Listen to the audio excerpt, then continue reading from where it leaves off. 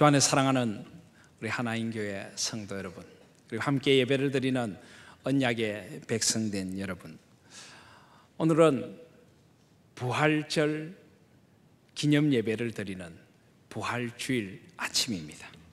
여러분, 이 부활절 예배를 어떤 마음으로 지금 여러분 드리고 계십니까?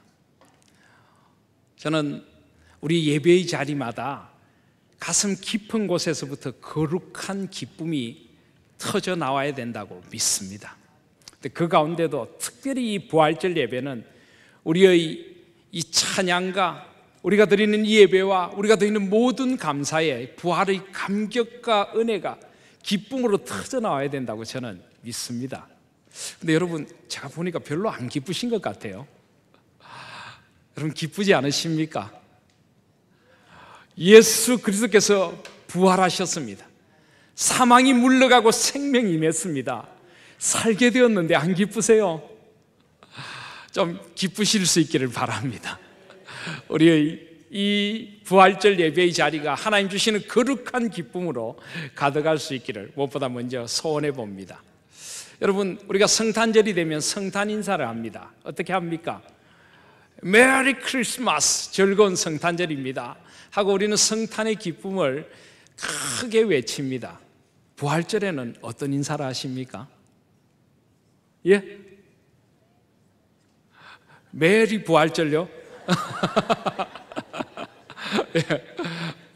외국에서는 해피 이스터, 행복한 부활절입니다 이렇게 인사를 하더라고요. 축부활 이렇게 합니까?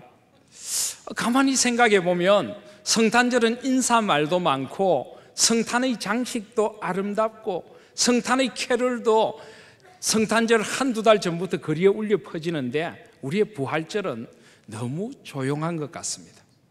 우리 교회만 해도 부활의 장식은 거의 없습니다. 부활절 인사도 우리는 제대로 만들어 나누지 못합니다. 여러분, 한번 생각해 봐야 될 문제 아닙니까? 여러분, 성탄절이 더 큰 날입니까? 부활절이 더 큰 날입니까?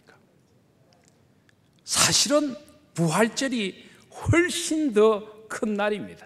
물론 성탄절도 너무나 큰 날이죠. 하나님의 아들이신 예수 그리스도께서 우리의 죄를 위하여 이 죄악의 땅에 오신 것을 기념하는 성탄, 이것은 당연히 주님께서 찬양받으셔야 마땅한 날이고 온 거리가 교회가 성탄의 장식으로 뒤덮여야 마땅한 날입니다. 그렇지만은 주님께서 성탄으로 오신 그 목적이 무엇입니까? 그것은 바로 부활을 향한 것입니다. 주님께서 성탄으로 오셔서 우리의 죄를 온전히 지고 십자가에 죽으시고 부활하심으로 우리를 사망에서 생명으로 옮겨 놓으시려고 주께서 성탄절에 우리 가운데 임하신 것입니다. 그렇다면 성탄의 절정은 당연히 부활이 되어져야 합니다. 그런데 우리는 너무 조용합니다. 이 부활의 기쁨이 우리 가운데 차고 넘쳐야 하고 부활의 기쁨이 우리의 온 교회를 뒤덮어야 하고 부활의 인사와 축복이 우리 가운데 전해져야 하고 부활의 찬양이 울려 퍼져야 하는데 우리는 너무 조용한 것 같습니다. 한 번쯤 우리 부활절을 돌아보아야 되지 않을까 하는 생각을 해보게 됩니다. 계절적으로도 그렇습니다. 성탄은 겨울에 있습니다. 겨울에. 성탄은 차가운 겨울에 빛으로 사랑으로 오신 예수 그리스도를 맞이하기 아름다운 계절입니다. 그렇지만 성탄은 겨울에 있습니다. 그런데 부활절은 언제 있습니까? 새봄에 있습니다. 온 대지가 부활의 생명을 노래하고 초록이며 빨강이며 노랑이며 온갖 꽃들이 피어나서 부활의 생명을 노래하는 이 봄에 있습니다. 그렇다면 우리는 부활의 생명을 더 아름답게 축복하고 축하하고 나누어야 되지 않을까요? 저는 어떤 면에서 우리가 이 부활의 문화를 좀 새롭게 해야 되겠다는 생각을 해보게 됩니다. 우리가 내년에는 우리 교회가 이 부활의 기쁨으로 온 교회를 뒤덮을 수 있는 그런 부활의 문화가 새롭게 일어나는 우리 교회가 될 수 있기를 소원합니다. 그래서 이 한국 교회에 나가서 이 부활의 문화를 새롭게 하는, 부활의 문화를 열어가는, 부활의 축제를 열어가는 그런 교회로 우리 하나님 교회가 쓰임 받았으면 정말 좋겠습니다. 외국에는 보면 부활절이 되면 그래도 이 부활절 휴가 기간이 있어가지고 그런지 백화점이나 여러 곳에도 부활절 장식이 되어 있고 교회도 아름다운 부활절 장식이 되어 있습니다. 어쩌면 우리는 이 세상에 나가서 이 부활의 문화를 전하라고 부름받은 사람들인지도 모릅니다. 여러분 생각해 보면요, 다른 종교에는 부활이 없습니다. 세상에 많은 종교들이 나름대로 그 종교의 창시자를 생각하는 그런 날들이 있습니다. 그 종교의 창시자가 태어난 날을, 생일을 탄신일이라고까지 이름하면서 축하를 합니다. 종교의 창시자가 죽은 날도 기념을 합니다. 그런데 여러분, 다른 종교에 부활절이 있는 거 보셨습니까? 다른 종교에는 부활의 기쁨이 있을 수가 없습니다. 부활절이 존재할 수가 없는 것입니다. 부활절은 오직 우리에게만 있습니다. 그래서 기독교는 종교의 하나가 아닙니다. 우리는 생명이고 우리는 부활이신 살아계신 삼위 하나님의 은혜 아래에 있습니다. 그래서 우리는 이 부활의 문화를 온 세상에 나가서 전하도록 부름받은 사람들인 것입니다. 이 죽음의 문화 속에서 부활의 축제를 열어가라고 하나님께서 우리를 불러주셨습니다. 저는 앞으로 우리 하나님교회가 이 세상에 나가서 부활의 문화, 부활의 축제를 널리 전하고 이 부활의 문화를 새롭게 하는 일에 우리 교회가 온전히 쓰임받는 교회가 될 수 있기를 소원합니다. 우리 그런 의미에서 부활절 인사 한번 나눌까요? 옆에 분들에게 부활절 인사 한번 나누겠습니다. 영어로 한번 먼저 해볼까요? Happy Easter 한번 해보시길 바랍니다. 행복한 부활절입니다. 옆에 분들 손도 한번 잡고, 주님께서 부활하셨습니다. 예수님께서 부활하셨습니다. 축하합니다. 부활의 기쁨이 넘치시기를 바랍니다. 우리 옆에 분들에게 환하게 한번 부활의 기쁨을 축복해 주시길 바랍니다. 부활절 인사를 여러 가지로 제가 한번 생각해 봤습니다. 어떻게 인사하면 좋을까? 그래서 제가 부활 소망 그러면 여러분 할렐루야 한번 해보시기를 바랍니다. 부활 소망, 부활 생명, 부활 영원한 우리의 생명, 할렐루야. 우리말로 한번 해볼까요? 제가 예수님 부활하면 여러분 좋으시고 한번 하시겠습니까? 예수님 부활, 좋으시고. 이 좋으시고는 운을 잘 떼야 됩니다. 예수님 부활, 좋으시고. 이런 부활의 기쁨이 우리 가운데 차고 넘치는 부활절이 되셔서 온 세상에 나가서 이 부활의 기쁨을 알릴 수 있는 우리 하나님 교회가 되시기를 무엇보다 먼저 축복드립니다. 여러분, 예수님께서 부활하신 후에 제자들에게 찾아오셔서 제일 처음 하신 말씀이 무엇입니까? 예? 옛날에 코미디언이셨던 구봉서 장로님께서는 예수님이 제일 먼저 제자들에게 탁 나타나서 이렇게 말씀하셨답니다. 놀랬지? 얼마나 놀랄 만한 일입니까? 죽은 사람이 살아났으니. 그런데 그건 코미디언인 구장로님께서 하신 이야기고, 예수님께서 부활하신 후에 제자들에게 나타나셔서 하신 말씀이 평강이 너희에게 있을지어다. 요한복음 20장에 보면 평강이 너희에게 있을지어다. 제자들은 문을 꽁꽁 걸어 잠그고 죽음의 공포 앞에 떨고 있었습니다. 생명이 없는 곳에는 공포가 있고 어둠이 있습니다. 그런데 그곳에 주님의 부활의 생명이 임했습니다. 부활의 생명이 임하면 하늘의 평강이 임하게 되는 것입니다. 자기도 모르는 평강이 마음에 온통 들어차서 봄빛이 환하게 삶에 임하게 되는 것입니다. 그래서 주님께서 부활의 첫 소식으로 찾아오실 때 너희에게 평강이 있을지어다. 너에게 평강이 있을지어다. 살아계신 성도 여러분, 이 부활절과 더불어서 세상이 알지 못하는 하늘의 평강을 누리시기를 바랍니다. 우리 삶이 아무리 힘들고 척박해도 부활로 임하신 주님만 생각하면 우리 마음에 하늘의 평강, 평화로다 하늘로서 내려오네. 그 평화가 저와 여러분에게 부활의 새 소식과 더불어 임할 수 있는 복된 아침이 되시기를 바랍니다. 너에게 평강이 있을지어다. 그런데 여러분, 오늘 마가복음에서 주님은 조금 다른 모습으로 나타나십니다. 이 사복음서는 각각 다른 각도에서 부활을 조명하고 있는데요, 오늘 16장 14절 말씀을 한번 보시기를 바랍니다. 그 후에 11 제자가 음식 먹을 때 예수께서 저에게 나타나사 저희의 믿음 없는 것과 마음이 완악한 것을 꾸짖으시니 이는 자기의 살아난 것을 본 자들의 말을 믿지 아니함이라. 마가복음에는 예수님께서 제자들을 꾸짖으셨다고 말씀합니다. 왜 예수님께서 부활하셔서 제자들을 꾸짖으셨습니까? 그것은 바로 그들이 믿음이 없었기 때문입니다. 부활하신 예수님을 믿지 않았기 때문입니다. 그들의 마음이 완악해지고 주님의 말씀을 믿지 않아서 주님은 마음의 아픔을 가지고 제자들을 꾸짖으셨습니다. 오늘 11절 말씀에 보시면은 예수님께서 막달라 마리아에게 먼저 보이시고 마리아가 슬퍼 울고 있는 사람들에게 가서 예수님이 부활 소식을 전했는데 11절에 보면 그들은 예수의 살으셨다는 것과 마리아에게 보이셨다는 것을 듣고도 믿지 아니하니라. 제자들이 믿지 않았습니다. 주님은 그 믿음 없음에 너무나 마음이 아프셨던 것입니다. 12절에도 보시면은 엠마오로 가던 두 사람이 걸어서 시골로 갈 때 예수께서 다른 모양으로 저에게 나타나셨는데 두 사람이 가서 남은 제자들에게 고하였으되 역시 믿지 아니했더라. 제자들의 믿음 없음이 주님의 마음을 아프게 했습니다. 그들의 믿음 없음, 마음의 완악한 다친 마음이 주님의 마음을 슬프게 했습니다. 그래서 주님은 아픈 마음으로 지금 제자들을 꾸짖고 계시는 것입니다. 특별히 그들은 주님의 말씀을 믿지 않았습니다. 주님은 분명히 이 땅에 계실 때 부활에 대하여 말씀을 하셨습니다. 마가복음 14장 27절에 보시면 너희들이 나를 다 버리리라.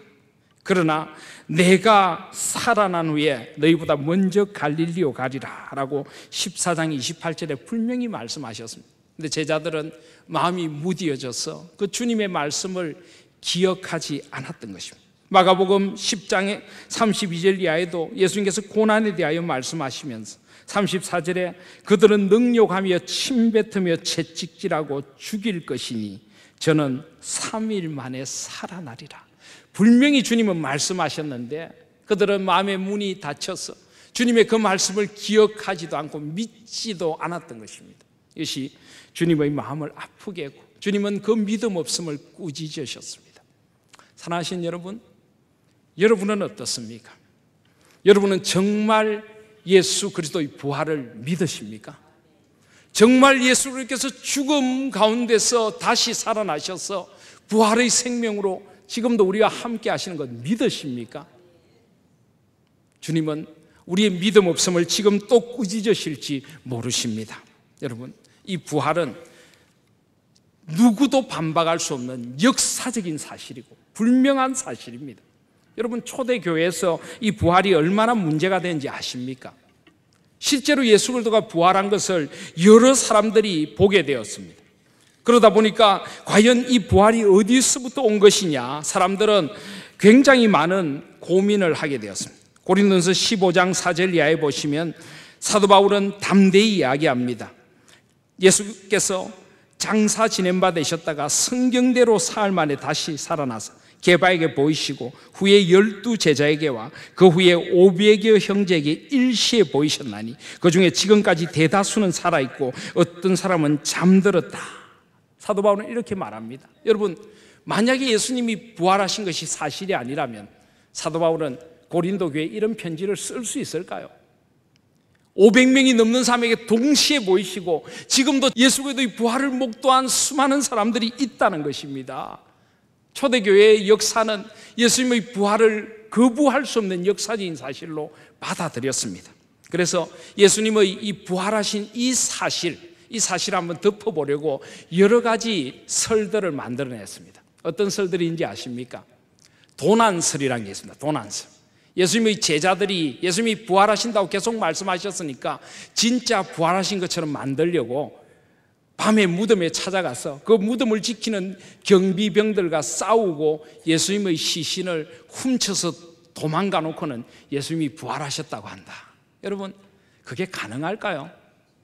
만약에 제자들이 그 힘없는 제자들이 경비병들과 싸워 이기는 것도 불가능했지만은 경비병들과 싸워 이기고 그 시신을 가지고 도망갔다면 그 경비했던 사람들, 그들을 보냈던 사람들이 그냥 있었겠습니까?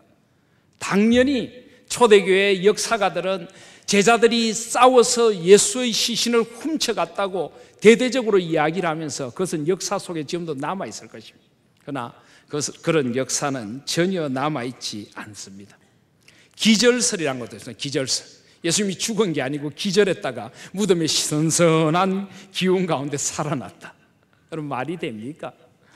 요한복음 19장 34절 35절에 보시면 예수님은 십자가 위에서 완전히 죽으셨습니다. 로마의 군병 중에 하나가 예수님의 죽음을 확인하려고 옆구리를 창으로 찌르니 피와 물이 나왔다고 합니다. 사람이 온전히 죽어야 피와 물이 함께 뿜어져 나온다고 합니다. 그리고 그 다리를 꺾으려고 보니까 이미 운명하셨기 때문에 그 다리를 꺾지 않았습니다. 이것은 로마의 역사적인 기록의 사실입니다. 그런데 예수님이 죽지 않았다고요? 이것은 역사가 예수님이 완전히 죽으셨음을 증명하고 있습니다. 기절설은 말도 되지 않습니다. 다른 무덤설이란 것도 있습니다. 새벽에 여인들이 그냥 좀 헷갈려가지고 어두컴컴하니까 다른 무덤에 가서 보니까 무덤이 비어있으니까 예수님이 부활하셨다. 그럼 말이 됩니까? 만약에 그렇다면 예수님의 무덤을 지키던 자들이 여기 예수 그리스도의 시신이 있다고 내어놓지 않았겠습니까? 환상설이란 것도 있습니다. 제자들과 예수님을 따르던 사람들이 너무 예수님을 사모하다 보니까 환상을 집단으로 보게 됐다. 여러분, 부활하신 때가 언제입니까? 새벽입니다. 환상은 새벽 때 보이는 게 아닙니다. 환상은 언제 보입니까? 밤 12시 비가 부슬부슬 오는 시간에 사람들은 집단으로 이상한 환상을 봅니다. 말이 되지 않는 이야기입니다. 이런 말을 만들어냈다는 것 자체가 무엇을 반증합니까? 예수님이 온전히 부활하셨다는 것을 반증합니다. 예수님의 부활은 역사적인 사실입니다. 그리고 여러분, 제자들이 마음이 완악해서 믿지 않았다고 하는데요, 인간의 이성으로 믿을 수 없기 때문에 받아들일 수 없다고요. 여러분, 우리가 눈으로 보이는 게 전부 다입니까? 우리의 이 좁은 머리로 받아들일 수 없으면 사실이 아닙니까? 결코 그렇지 않습니다. 우리 눈으로 보지 못하는 더 많은 사실들이 이 세상에 존재합니다. 우리 머리로 이해할 수 없는 더 많은 것들이 이 세상에 존재합니다. 여러분, 연세가 들면 들수록 그런 걸 느끼지 않습니까? 이 세상에 우리 눈에 보이는 것보다 더 많은 것들이, 눈에 보이는 것은 잠깐이요 눈에 보이지 않는 것은 영원함이라. 이 부활은 분명한 역사적인 사실이고 하나님이 살아계신 것이 분명하듯이 이 부활도 분명한 사실입니다. 사랑하는 여러분, 하나님께서 살아계신 것을 믿습니까? 하나님이 살아 역사하시는 삼위 하나님이심을 믿습니까? 그렇다면 예수 그리스도의 부활도 분명한 사실인 것입니다. 이 부활을 조금이라도 의심하는 분이 있다면 살아계신 하나님 앞에서 그 영혼의 눈을 뜨고 이 부활의 분명한 사실을 오늘 다시 한번 새롭게 확인할 수 있는 저와 여러분들이 되시기를 바랍니다. 그런데 목회를 하면서 보면은 사람들이 이 부활의 사실 자체는 받아들입니다. 그런데 또 한 가지 믿지 못하는 믿음 없음이 있습니다. 여러분, 한번 물어보고 싶습니다. 부활절이 누가 부활한 날입니까? 누가 부활한 날입니까? 예수님이 부활하신 날이죠. 그런데 예수님만 부활하신 날입니까?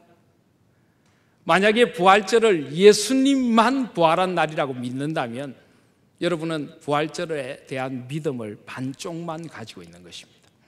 부활절은 결코 예수님만 부활한 날이 아닙니다.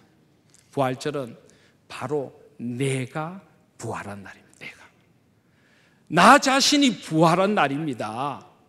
2000년 전 예수 그리스도께서 십자가 위에서 온전히 죽음의 문제를 해결하심으로 우리 모두를, 예수 그리스도를 믿는 모든 이들을 사망에서 생명으로 옮기신 날인 것입니다. 부활절은 결코 예수 그리스도의 부활절만은 아닙니다. 부활절이 만약 예수 그리스도의 부활절만이라면 부활절은 하나의 기념일에 그칠 것입니다. 초대교회에 일어난 역사적인 사실이라면 그것은 역사 속에 한 장을 장식하는 날밖에 안 될 것입니다. 그러나 이 부활절은 예수 그리스도만 부활하신 날이 아니라 온 인류의 죄와 사망의 문제를 온전히 해결하신 날입니다. 예수 그리스도 안에 있는 모든 이들은 예수 그리스도의 부활로 말미암아 이날 부활의 새 생명을 누리게 된 것입니다. 부활절은 저와 여러분이 부활한 날인 것입니다. 예수님은 분명히 말씀하셨습니다. 요한복음 11장 25절에 보시면 예수께서 가라사대 나는 부활이요 생명이니 나를 믿는 자는 죽어도 살겠고 무릇 살아서 나를 믿는 자는 영원히 죽지 아니하리니 이것을 내가 믿느냐? 영원히 죽지 않는다고 했습니다. 살아서 나를 믿는 자는. 예수님은 로마서 6장에서 분명히 우리에게 이것을 사도 바울을 통해 증거하고 있습니다. 그러므로 우리가 그의 죽으심과 합하여 세례를 받음으로 그와 함께 장사되었나니 이는 아버지의 영광으로 말미암아 그리스도를 죽은 자 가운데서 살리신 같이 우리도 또한 새 생명 가운데 행하게 하려 함이니라. 만일 우리가 그의 죽으심을 본받아 연합한 자가 되었으면 또한 그의 부활을 본받아 연합한 자가 되리라. 이와 같이 너희도 너희 자신을 죄에 대하여는 죽은 자요 그리스도 예수 안에서 하나님을 대하여는 산 자로 여길지어다. 그렇습니다. 부활은 내가 살아난 날입니다. 내가 예수 그리스도 안에서 목회를 하면서 가장 마음이 답답한 것 가운데 하나가 많은 성도님들이, 많은 그리스도인들이 이 사실을 깊이 깨닫지 못하고 있다는 것입니다. 여러분, 우리는 죽어서 부활할 존재들이 아닙니다. 우리는 나중에 죽고 난 뒤에 부활할 존재들이 아니라 이 땅에서 예수 그리스도를 믿는 그 순간 우리는 새 생명 가운데 부활하게 되는 존재들입니다. 우린 이미 지금 새 생명을 살고 있습니다. 겉으로 보기에는 다른 사람들과 별반 다를 바 없지만 우리 속에는 예수 그리스도의 새로운 생명이 숨쉬고 있는 것입니다. 오늘 우리는 성찬식을 거행하게 될 건데요, 이 성찬의 떡과 잔을 나누는 것도 그런 의미가 있습니다. 예수의 죽으심만 기념하는 것이 아니라 지금 우리가 예수 그리스도와 함께 살아있다는 것을 기념하는 부활의 성찬이 있습니다. 오늘 우리가 이 떡을 받음으로 예수 그리스도의 생명이 내 속에 살아 역사함을 우리는 확인하는 것입니다. 이 피를 받음으로 예수 그리스도의 생명의 피가 내 속에 흐르고 있음을 확신하는 것입니다. 이 생명의 떡과 잔에 참여함으로 우리가 생명 안에 있음을 확인하는 것이 부활의 성찬입니다. 오늘 저와 여러분의 성찬이 그런 생명 안에 있음을 확인하는 자리가 되실 수 있기를 바랍니다. 우리는 이 땅에서 예수 그리스도 말미암아 생명을 얻었고 영원히 살게 될 것입니다. 그것이 바로 우리의 정체성인 것입니다. 제가 외국에서 공부를 하고 있을 때였습니다. 외국에 나와서 제일 처음에 가장 어려웠던 것 가운데 하나가 집을 구하는 문제였습니다. 가난한 유학생이 가족들을 데리고 함께 살 집을 구하는 것이 만만치가 않았습니다. 처음에 가서 한 6개월을 집을 구하느라 동네를 이리저리 다녔습니다. 집은 참 많은데 싼값에 저희 가족이 같이 있을 만한 집이 없더라고요. 말씀을 묵상하는데 아브라함이 기도하면서 이렇게 기도하더라고요. 하나님, 저는 무자합니다. 누가 내 아들이 되겠습니까? 저는 그 말씀도 묵상하면서 이렇게 기도했습니다. 하나님, 아브라함은 무자한데 저는 무택합니다. 집이 없습니다. 어느 집이 내 집이 되오리까? 그런데 그렇게 기도했던 그날 정말 기적처럼 제가 다니던 대학에 은퇴하신 노 교수님 부부를 만나게 되었습니다. 한 30분간 이야기를 나누었습니다.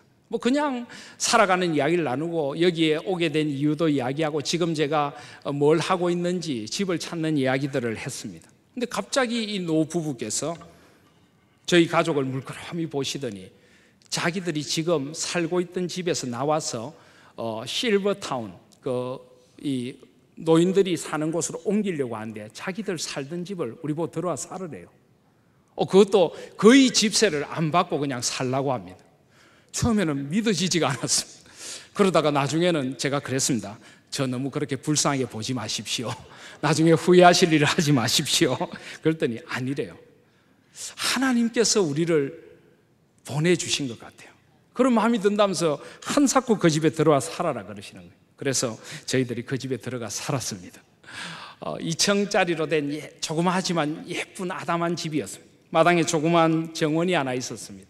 정말 그 부부가 새로 지어서 들어와서 한 7년을 사셨던 집인데 깨끗하고 예쁜 집이었습니다. 그래서 그 집에 들어가니까 얼마나 감사한지요. 이 집을 정말 깨끗하게 잘 써야 되겠다. 그런데 그 집 정원에 조그마한 정원인데 제법 큰 나무가 하나 있었습니다. 레몬나무예요, 레몬나무. 그래서 저희들이 그 집에 이사를 들어갔을 때가 12월이니까 한여름이었습니다.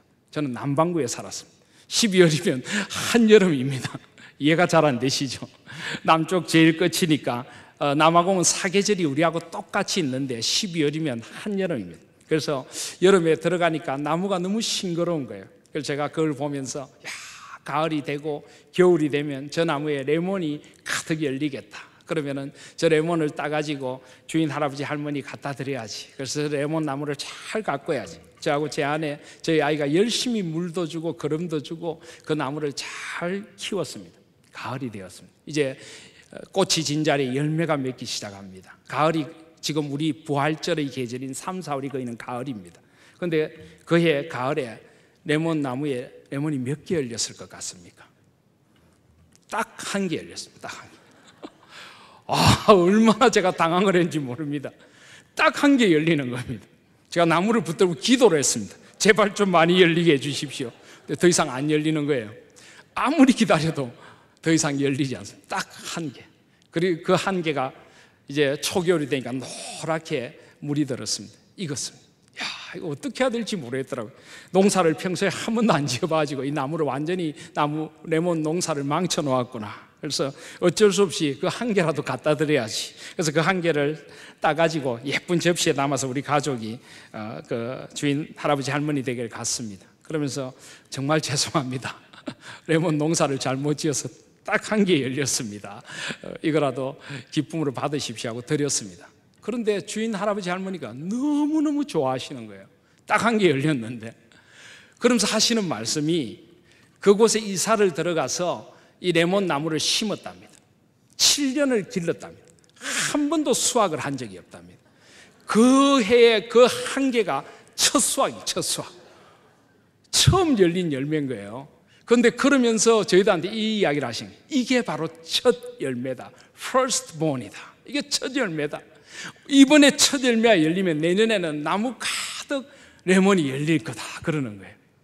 저는 믿기지가 않았어요. 그런데 진짜 그 다음에 되니까 이 3월, 4월 부활의 때가 되니까 나무에 초록색 열매들이 가득 열리는데 정말 그 나무가 뒤덮일 만큼 많은 열매가 열렸습니다. 그리고 초겨울이 되니까 노랗게 익어서 레몬 향기가 동네에 진동을 하는 겁니다. 그 열매를 가득 따서 할아버지 할머니도 드리고 동네 사람들에게도 나누고. 그러면서 저희들이 그 나무 이름을 뭐라고 지은지 아십니까?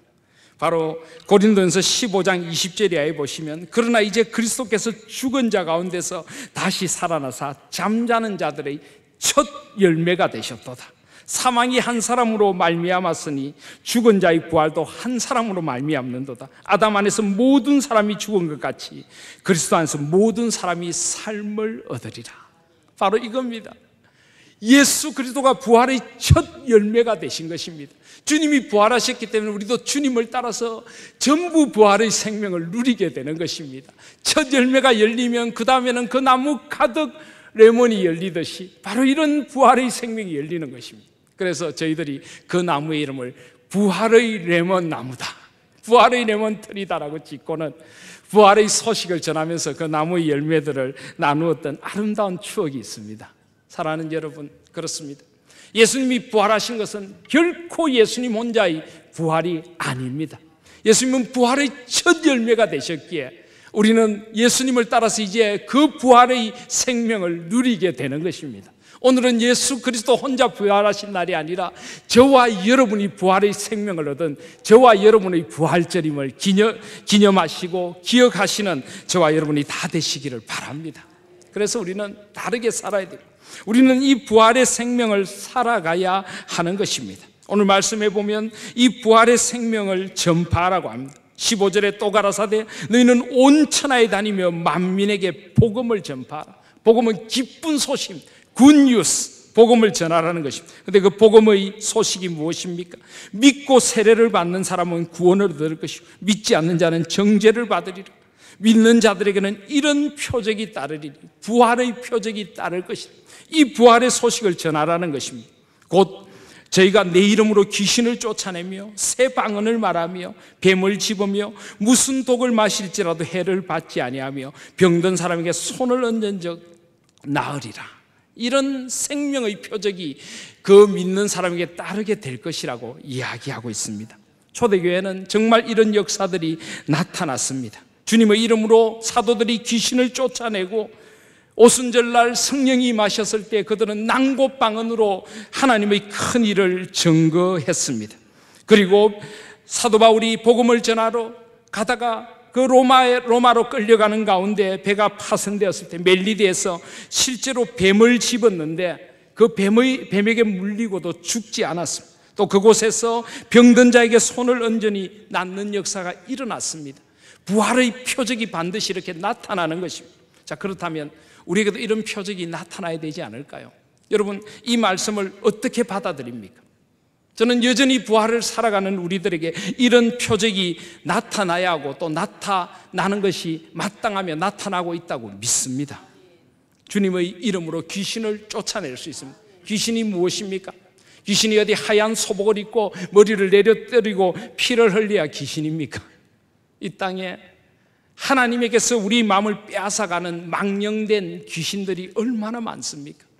세속주의의 귀신, 물질주의의 귀신, 음란으로 우리를 이끌어가는 그 귀신, 우리의 마음을 빼앗아가는 귀신, 온통 세상의 돈에 우리의 마음을 빼앗게 하는 그 귀신. 사랑하는 여러분, 우리 부활의 생명을 사는 사람들은 그런 귀신을 쫓아내는 존재가 되어져야 합니다. 세상을 바꾸는 존재가 되어져야 합니다. 물질주의의 망령에 물든 세상에 나가서 그것이 다가 아니라고 영혼의 가치가 있다고 외치는 사람들이 되어져야 하는 것입니다.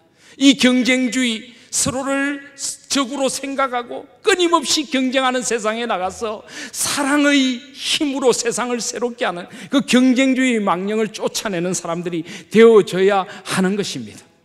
온통 세상이 음란으로 세속적인 것으로 물들어갈 때 그 세속주의 귀신을 몰아내고 하나님이 원하시는 새로운 세상을 선포하는 사람들이 되어져야 합니다. 하나님 나라의 가치, 하나님이 원하시는 하나님의 공의, 하나님의 그 진리가 이 세상에 퍼져서 세상이 바뀔 수 있도록 외치는 우리들이 되어져야 하는 것입니다. 하나님께서 우리 마음을 빼앗아는 모든 귀신들을 쫓아내도록 우리는 부름을 받았습니다. 여러분의 삶에 이런 능력이 나타날 수 있기를 소원합니다. 우리가 예수 그리스도의 부활을 산다고 하면서도 세상 사람들과 똑같은 가치를 추구하고 세상 사람들하고 똑같이 세속주의에 물들어 싸우고 성공주의에 물들어서 나밖에 모르고 다른 사람들을 경쟁 상대로 내몰고 사람들을 하나님의 형상으로 대하지 않는다면 여러분들은 여전히 부활의 생명을 제대로 살고 있지 못한 사람들일지도 모르는 것입니다. 새 방언을 말하며, 그렇습니다. 부활의 생명을 사는 사람들은 새 방언을 말합니다. 새 방언이란 무엇입니까? 하나님의 큰 일을 증거하는 것입니다. 하나님의 뜻으로 나오는 성령님의 언어를 전하는 것입니다. 따뜻한 말, 사람을 살리는 말, 위로의 말, 축복의 말, 세상을 하나 되게 하는 말을 하는 사람들이 부활의 생명을 사는 사람들입니다. 여러분의 입술에 이런 새 방언이 있습니까? 여전히 부활의 생명을 산다고 하면서도 우리의 이 말은 남에게 상처를 주고 다른 사람을 비방하고 험담하고 내 자랑을 늘어놓고, 그렇다면 여러분은 부활의 새 방언을 아직 살아가지 못하고 있는 사람들입니다. 우리의 말이 달라질 수 있기를 원합니다. 우리의 말이 부활의 생명의 말, 축복의 말이 될 수 있기를 소원합니다. 우리 가족들에게 건네는 말 한마디가 생명의 말이 될 수 있기를 소원합니다. 주님의 생명을 증거하고 하나님의 역사를 증거하는 그런 말이 우리 가운데 있기를 소원합니다. 그리고 또한 뱀을 집으며 무슨 독을 마실지라도 해를 받지 아니하리라. 그렇습니다. 부활의 생명을 사는 사람들은 세상의 악에 대항하여 싸웁니다. 악에 넘어지지 않는 것입니다. 사도 바울은 로마서 8장에서 분명히 말씀합니다. 누가 우리를 그리스도의 사랑에서 끊으리요? 환난이나 공고나 핍박이나 기근이나 적신이나 위험이나 칼이랴. 내가 확신하노니 사망이나 생명이나 천사들이나 권세자들이나 현재일이나 장래일이나 능력이나 높음이나 깊음이나 다른 아무 피조물이라도 우리를 우리 주 그리스도 예수 안에 있는 하나님의 사랑에서 끊을 수 없으리라. 그렇습니다. 세상의 어떤 악도 우리를 하나님의 사랑에서 끊을 수 없습니다. 어떤 독을 마실지라도 우리는 그 독을 독으로 대하지 않고 하나님의 사랑으로 바꿀 수 있는 능력을 지닌 사람들입니다. 그 독을 용서로 바꿀 수 있는 능력을 지닌 사람들인 것입니다. 세상의 악을 하나님의 사랑으로 이길 수 있는 저와 여러분들이 되시기를 바랍니다. 세상의 미움을 하나님의 용서로 바꿀 수 있는 저와 여러분들이 되시기를 바랍니다. 그리고 병든 사람에게 손을 얹은 적 나으리라. 부활의 사람은 치유와 회복의 역사를 전하는 사람들입니다. 사람들에게 나가서 치유와 회복의 역사를 전하고 사람들의 아픈 마음에 그리스도의 위로를 전하고 깨어진 세상에 하나 되는을 전할 수 있는 그런 저와 여러분들이 되시기를 바랍니다. 세상을 치유하도록 부름받은 사람들, 그들이 바로 부활의 생명을 사는 사람들인 것입니다. 여러분, 19절 이하에 보시면 주님께서 말씀을 마치신 후에 하늘로 올리우사 하나님 우편에 앉으셨다라고 합니다. 주님은 지금도 만왕의 왕으로 우리와 함께 하십니다.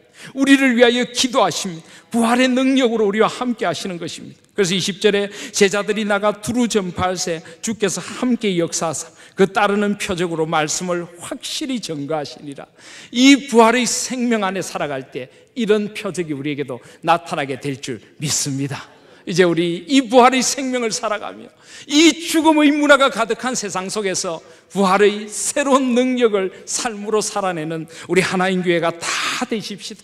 이 세상의 모든 잘못된 망령된 것들을 쫓아내고 주님의 크신 능력을 전하는 입술이 되어서 주님의 사랑으로 세상을 치유하고 주님의 용서로 세상을 치유하며 부활의 생명으로 세상을 새롭게 하는 저와 여러분들, 우리 모든 삶이 되시기를 주님의 이름으로 소원합니다. 아멘.